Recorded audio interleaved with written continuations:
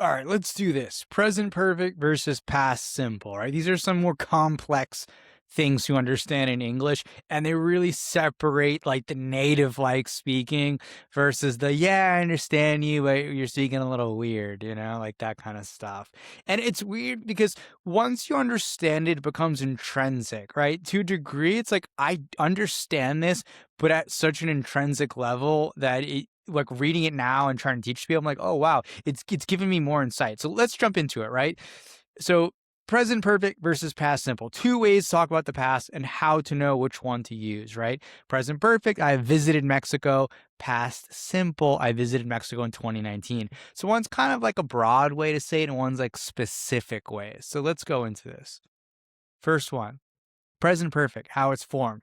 So we have the subject plus a have or a has, and then the past participle, which is just like the worked, been, seen, that word that you're manipulating at the end, right? So I have worked. Like that's kind of a broad way of saying, like, yeah, I did some work in the past, right? He has worked, she has worked. So another great example would be she has finished her homework. So my advice to you is like, as we're doing this, don't worry if you don't really understand. Just try to absorb, right? Open mind and absorb. And we'll just go through this quickly.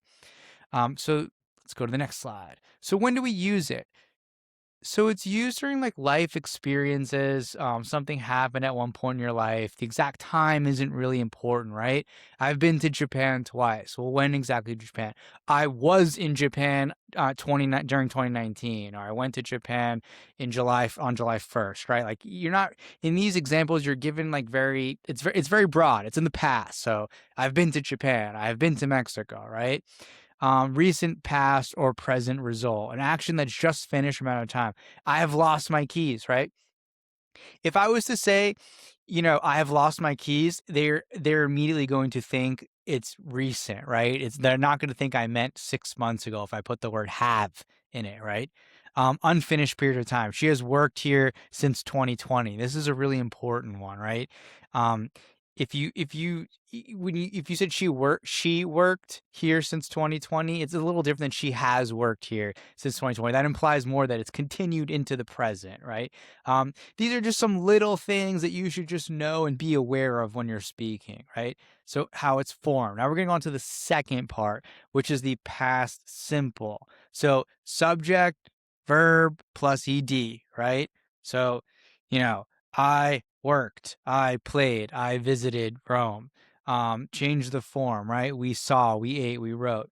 She finished her homework at 8 p.m., right? We were given specifics, right? We're saying this was done and at this time. That's really the key thing, right? So let's go on to the next slide, because the last slide we're going to do a side by side, and I think that's the easiest way to understand this. So when do we use these things, right? I visited Mexico in 2019 versus I have visited Mexico. One's open-ended, one is fixed. So the action started and ended at a specific point in the past. Now, how do we understand when to use these things? You need to watch lots of movies. You need to listen to English speakers speak, and they will just hit you with so many examples that eventually you'll just see every situation and your brain will recognize the pattern subconsciously, and you will start saying it that way, right? You'll start vibrating on their wavelengths. Because that's kind of how I understood some of these things in Spanish, where if you asked me to explain some of these grammatical differences in Spanish, I can't tell you, right? I don't understand I don't really fully understand them. I just know certain situations I use these things because it just sounds right. Because that's the only way I've heard other people speak in Mexico that way. So let's go back into it. A specific past moment. So often used with a clear time word, yesterday, last week, 2010. So we watched a movie last night. Added the ed, put the time, the place, the thing, we gave it that concrete feeling. So the next one, a series of past events, right? Telling a story, once finished an action after another. So he woke up, he made coffee, and he left for work, right? We're boom, boom, boom. These are specific events with time periods finished and ending. So let's do a side-by-side comparison to close it out. So present perfect, right? No specific time period. I have been to Mexico, right? And versus I visited Mexico in 2019. You know, present perfect connects the past to now, right? I lost my keys. It's kind of like, because in any language, the past can be two things. It could be the past like happened a couple hours ago, or the past like decades and years ago. And so any language is going to want the ability to distinguish between those two things when you're communicating, versus me having to go and ask you, right? You can do this quick little switch, and it gives me as the listener an understanding of whether you mean like the recent past or the past, right? I have eaten sushi before versus I ate sushi last night, right?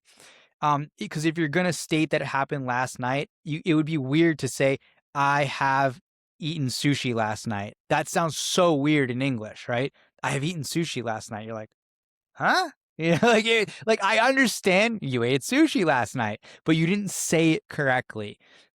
Because we're saying, right, I've eaten sushi before is implied that, yeah, I did sometime in the past, right? Versus if you want to tell me that this action occurred relatively recently in the past, I ate sushi last night, you would drop the have, right? And switch the eaten to ate, right? So we manipulate the language to imply that the past action was a more recent past and not a long-term past. That is the key thing I want you to understand. And the second thing, so I'm going to hit on this point again. Don't worry about saying it right? If you were to say, I have eaten sushi last night, yeah, it sounds weird. I'll understand you though. But the way you fix these mistakes is just by listening to English over and over again. I ate sushi last night. Oh, you did? How was it? It was great. And the night before that, I ate some hamburgers. Oh, really? Have you tried Thai food before? Yeah, I've eaten some Thai food in the past.